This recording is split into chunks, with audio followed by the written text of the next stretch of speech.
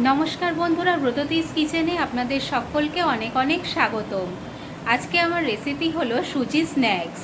এটা আপনারা বিকেলের চায়ের সাথে কিংবা কফির সাথে খেতে পারেন, খুবই ভালো লাগবে। তো চলুন বন্ধুরা, দেখে নেই আমি এটা কিভাবে তৈরি করলাম। সুজির স্ন্যাক্স বানানোর জন্য আমি এখানে হাফ বাটি মতন সুজি নিয়ে নিয়েছি, আর নিয়েছি কিছু উপকরণ। সেগুলো হলো কুচো করে কাটা পেঁয়াজ, আর নিয়েছি কুচো করা আদা আর লঙ্কা।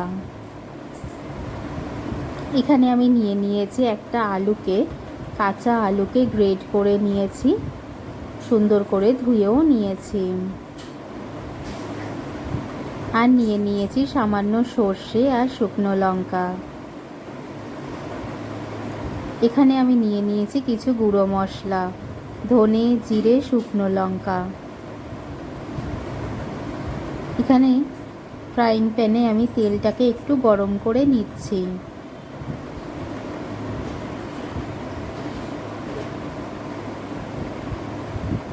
তেলটা গরম হয়ে গেলে আমি এর মধ্যে দিয়ে দেব কিছু উপকরণ। দেখুন বন্ধুরা, এখানে তেলটা গরম হয়ে গেছে।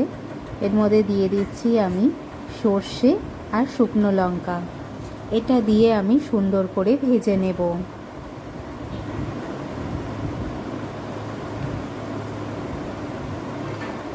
সর্ষে আর শুকনো লঙ্কাটা মোটামুটি ভাজা ভাজা হয়ে গেছে।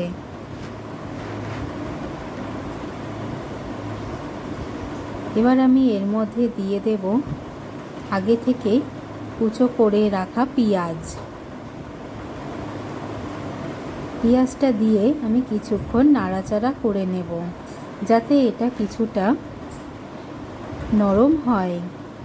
এবার আমি এর মধ্যে দিয়ে দিচ্ছি আদা আর কাঁচা লঙ্কা কুচি। এবার তিনটে জিনিসই সুন্দর করে নাড়াচাড়া করে নেব, যাতে কাঁচা গন্ধটা চলে যায়।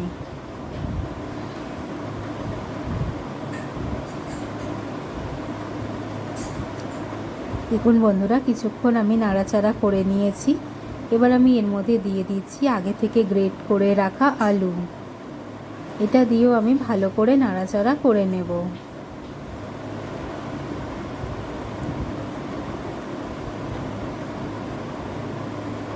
এবার আমি এর মধ্যে দিয়ে দিচ্ছি স্বাদ মতো নুন। আপনারা আপনাদের স্বাদ মতো নুন এর মধ্যে দেবেন।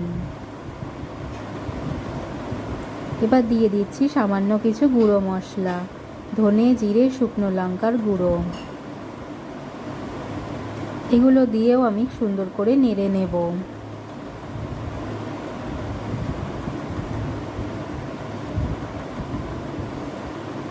দেখুন কত সুন্দর কালার চলে এসেছে। এবার আমি এর মধ্যে দিয়ে দিচ্ছি সুজিটা দিয়ে আমি মোটামুটি 5 মিনিট মতো নাড়াচাড়া করে নেব।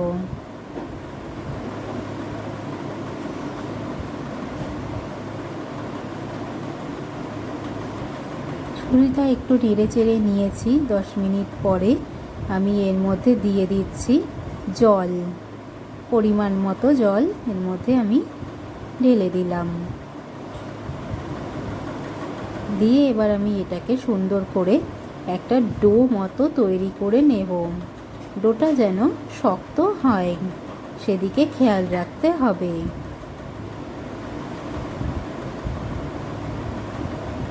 এই সময় কন্টিনিউ হাতাটা কিন্তু নাড়তে হবে।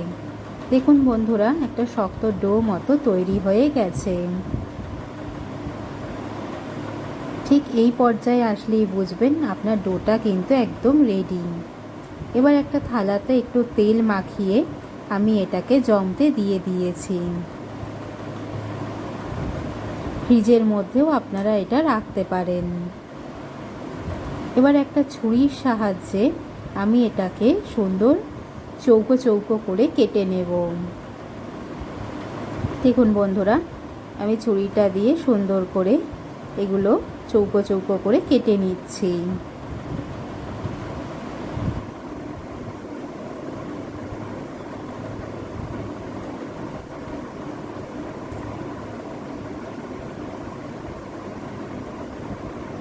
একটা দিক কাটা হয়ে গেছে, এবার অপর দিকটাও আমি ঠিক একইভাবে কেটে নেব।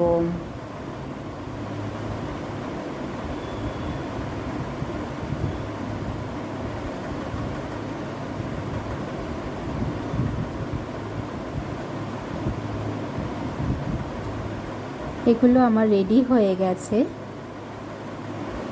দেখুন কত সুন্দর লাগছে দেখতে, একদম ঢোকার ডালটা ঢোকার মতো দেখতে লাগছে। এবার আমি এগুলোকে সুন্দর করে ভেজে নেব। তার জন্য কড়াইতে আমি তেল গরম হতে দিয়ে দিয়েছি। তেলটা গরম হয়ে গেলেই এগুলো আমি এক এক করে এর মধ্যে দিয়ে দেব। দেখুন বন্ধুরা, তেলটা গরম হয়ে গেছে। এবার আমি এক এক করে এগুলো এর মধ্যে দিয়ে দিচ্ছি। খুব বেশি একসাথে দেবেন না, তাহলে নাড়তে অসুবিধা হতে পারে। তাই আমি অল্প অল্প করে দিয়ে সুন্দর লাল লাল করে ভেজে নেব। দেখুন বন্ধুরা, এক পিঠ লাল হয়ে গেছে, আরেক পিঠ আমি উল্টে দেব।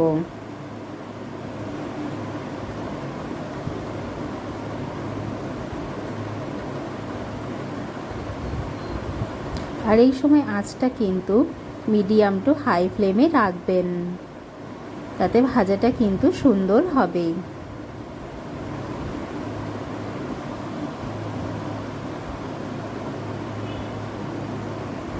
দেখুন কত সুন্দর ভাজা ভাজা হচ্ছে এই স্ন্যাক্সগুলো।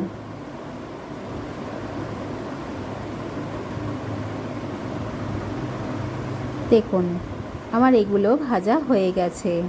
এবার আমি এগুলোকে একটা পাত্রের মধ্যে তুলে রাখব। খুব সুন্দর একটা লাল রং চলে এসেছে।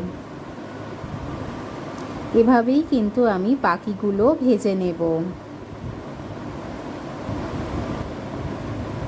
দেখুন বন্ধুরা, সমস্ত স্ন্যাক্সগুলো রেডি হয়ে গেছে আমার। এখানে আমি এটা সসের সাথে সার্ভ করে দিয়েছি।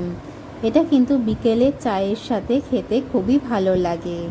এরকম নিত্য নতুন রেসিপি পেতে আমার চ্যানেলটাকে লাইক, শেয়ার, সাবস্ক্রাইব করে দেবেন। সকলে ভালো থাকবেন। ধন্যবাদ।